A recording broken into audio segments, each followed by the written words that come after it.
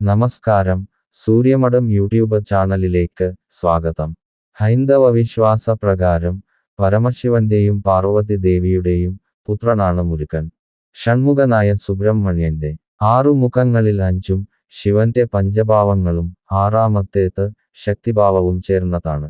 12 കൈകളുള്ള വേലായുധസ്വാമിയുടെ പ്രധാന ആയുധങ്ങൾ വജ്രവും ശക്തിയുമാണ്. ശ്രീപാർവതി ദേവി മകന്റെ ചൈതന്യം തിരിച്ചറിഞ്ഞ് ദിവ്യായുധമായ ശക്തി അതായത് വേൽ അസുരസംഹാരത്തിനായി സുബ്രഹ്മണ്യന് നൽകി. ശക്തി കയ്യിൽ ധരിക്കുന്നവനായതിനാൽ ശക്തിധരൻ, വേലായുധൻ തുടങ്ങിയ പേരുകൾ കുമാരന് ലഭിച്ചു. സുബ്രഹ്മണ്യ സ്വാമിയുടെ അവതാരം, മഹാത്മ്യം, ലീലകൾ, പേരുകൾ തുടങ്ങിയവ പറഞ്ഞു തുടങ്ങിയാൽ അനന്തമായി നീളും. ശിവപുരാണം, സ്കന്ദപുരാണം, മത്സ്യപുരാണം, വാമനപുരാണം, പദ്മപുരാണം, ബ്രഹ്മാണ്ഡപുരാണം, ലിംഗപുരാണം, വരാഹപുരാണം, ദേവീപുരാണം, വിഷ്ണുധർമ്മോത്ത പുരാണം, രാമായണം, മഹാഭാരതം എന്നിവയിലെല്ലാം സുബ്രഹ്മണ്യ ചരിതം കാണാം. ശിവശക്തി സംഭവനായ മുരുകന് ദക്ഷിണേന്ത്യയിൽ അതിശക്തമായ സ്വാധീനമുണ്ട്. ജ്ഞാനപ്പഴമായ ശ്രീ മുരുകന് തമിഴ്നാട്ടിൽ ആയിരക്കണക്കിന് ക്ഷേത്രങ്ങൾ ഉണ്ട്. വള്ളി ദേവസേന സങ്കല്പത്തിലാണ് വേലായുധസ്വാമിയെ കൂടുതലായി ആരാധിക്കുന്നത്. ബ്രഹ്മചാരിയായും ഭഗവാനെ ഉപാസിക്കുന്നുണ്ട്. ഭക്തർ ഭഗവാന്റെ പലതരത്തിലുള്ള ചിത്രങ്ങൾ വെച്ച് പ്രാർത്ഥിക്കാറുണ്ട്, പൂജിക്കാറുണ്ട്. അതിൽ വളരെ വിശേഷപ്പെട്ട ഒന്നാണ് മഞ്ഞപ്പട്ടുടുത്ത മുരുകൻ.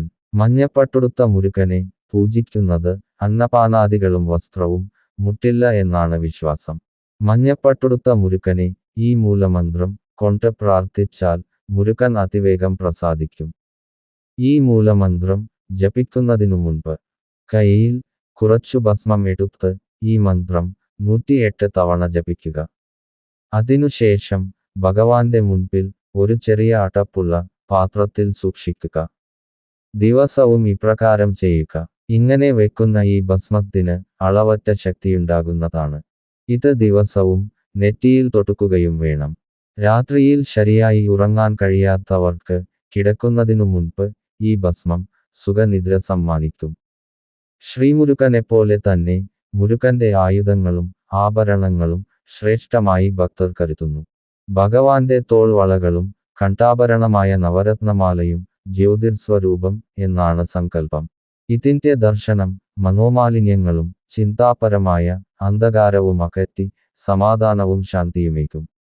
ആറുപടൈ വീട്ടുകൾ പോലുള്ള മഹാക്ഷേത്രങ്ങളിലെ മുരുകദർശനം മഹാഭാഗ്യവും പുണ്യപ്രദവുമായി കണക്കാക്കുന്നു. ഈ ദർശനം ലഭിക്കുന്നവരിൽ നിന്ന് അജ്ഞാനം അകന്ന് ജ്ഞാനം വർദ്ധിക്കും. അതുപോലെ ഭഗവാന്റെ കാതിൽ പ്രകാശിക്കുന്ന മണികുണ്ഡലങ്ങൾ ദർശിക്കുമ്പോൾ കുമാരസ്വാമിയുടെ കവിളിണകൾ മാത്രമല്ല ഭക്തരുടെ മനസ്സും പ്രകാശമാനമാകുന്നു. ഭഗവാന്റെ അരയിലെ പീതാംബരം ദർശിച്ച് തൊഴുത്താൽ അന്നപാനാദികൾക്കും വസ്ത്രത്തിനും ഗൃഹത്തിനും ഒരു മുട്ടുമുണ്ടാകില്ല എന്നാണ് വിശ്വാസം. മുരുകകൃപ ലഭിച്ചാൽ പ്രാഥമിക ആവശ്യങ്ങൾക്ക് ഒരു ക്ഷാമവും നേരിട്ടില്ല. ഭഗവാൻ കയ്യിൽ ഏന്തിയിരിക്കുന്ന വേൽ വിശിഷ്ടവും ദിവ്യവുമാണ്. ഭഗവാന്റെ പര്യായം തന്നെ വേൽമുരുകൻ എന്നാണ്. ഭക്തർ സുബ്രഹ്മണ്യ സ്വാമിയെ ഏറ്റവും കൂടുതൽ സ്തുതിക്കുന്നത് വേൽമുരുക ഹരോഹര എന്ന് പ്രാർത്ഥിച്ചാണ്. വേൽ ഭഗവാന്റെ അലങ്കാരം മാത്രമല്ല, തന്റെ ഭക്തർക്ക് ശത്രുക്കൾക്ക് ചുറ്റും സുരക്ഷാകവചം തീർക്കുന്ന ദിവ്യായുധം കൂടിയാണ്. ക്ഷിപ്രഫലസിദ്ധിയാണ് ശ്രീ മുരുക പ്രാർത്ഥനയുടെ പ്രത്യേകത. ഷഷ്ടിവ്രതമെടുത്ത് പ്രാർത്ഥിക്കുന്നവരുടെ എല്ലാ ദുഃഖവും നീങ്ങും.